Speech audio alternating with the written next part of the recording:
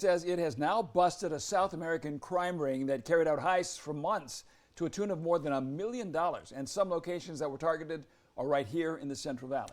Yeah, according to court documents unsealed over the past week, that ring targeted banks and ATMs across California, Oregon, Washington, and even Texas. In fact, this 78-page affidavit outlines how investigators pieced this together, complete with pictures showing how investigators say they carried out those crimes.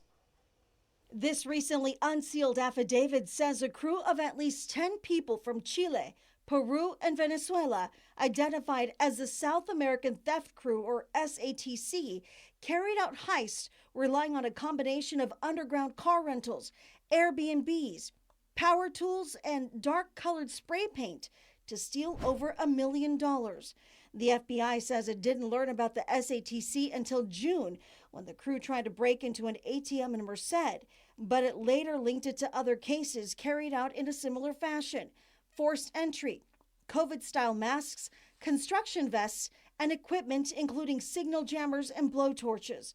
Among the break-ins, May 5th at a Wells Fargo ATM in Northwest Fresno, where more than $80,000 were stolen. June 21st in Clovis at an EECU ATM kiosk. Police say between $150,000 to $200,000 had been stolen from each of the two machines at that site. In July, the FBI believes the same crew tried to burglarize an ATM in Northwest Fresno. When security showed up, they ditched their crowbars and blowtorches. The crew's also accused of breaking into the Valley First Credit Union in North Fresno in September. These are pictures from the day before, as investigators believe the crew was casing the place. While they couldn't get into that machine, they did drive over to the Fresno State campus, where EECU estimates the crew stole at least $20,000 from an ATM there.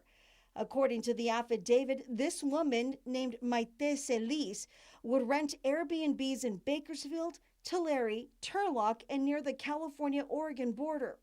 Pictures show the crew rolling in large bags and containers, which the FBI says match those used in the heists. The crew relied on a club promoter out of Southern California to rent an SUV, which the FBI says turned out to be stolen.